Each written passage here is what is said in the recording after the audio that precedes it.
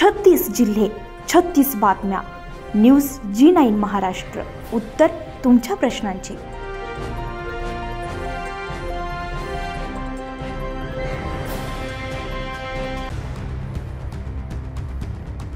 तिवसा तालुक्यातील ग्राम शेंदुरजना बाजार येथील 400 वर्षांपूर्वीची प्राचीन मारुती देवस्थानच्या निकामी विश्वस्तांच्या आणि देवस्थानच्या 52 एकर शेतीच्या रक्षणासाठी गावकऱ्यांनी धर्मदाय कोर्टामध्ये केस दाखल केलेली आहे. या देवस्थानजवळ प्रचंड मालमत्ता असताना सुद्धा हनुमान जयंती आणि रामनवमी तसेच वर्षभरामध्ये होणारे अनेक धार्मिक उत्सव गावातील भक्त मंडळी वर्गणी गोळा करून उत्सव साजरा करतात.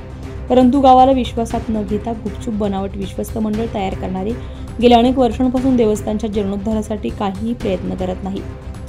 मंदिराच्या जीर्णोद्धारासाठी आणि देवस्थानच्या 52 एकर शेतीच्या रक्षणासाठी गावातील अशोक राऊत, गंगाधर चौधरी, विनोद ओलिवकर, सुरेश भारती, सुरेश भाकरे, राजू उंबरकर, सुनील लोखंडे सतत प्रयत्न करून निकामी विश्वस्त आणि शेतीच्या वहिवाटाद्वारा विरुद्ध कोर्टामध्ये धाव घेतलेली आहे. याचा परिणाम बनावट विश्वस्त मंडळ आणि शेतीच्या वहिवाटदारांना नोटीस झालेल्या आहेत. तसेच गावातील युवक संकेत चौधरी, वेदांत चौधरी, वैभव ढवळे, सूरज कुर्जेकर, आकाश जयस्वाल, अजय डोफे, अजिंक्य चौधरी, योगेश राजूरकर, आकाश चौधरी मंदिराच्या या कार्यात सहकार्य करत आहे. कोर्टामध्ये केस दाखल करणाऱ्या गावकऱ्यांचे आणि त्यांना सहकार्य करणाऱ्या युवकांचे श्रीराम लोखंडे, रामकृष्ण ओलीकर आणि सुधाकर सोनटक्के यांनी अभिनंदन केले. न्यूज G9 महाराष्ट्रासाठी नंदकिशोर मते, तिवसा.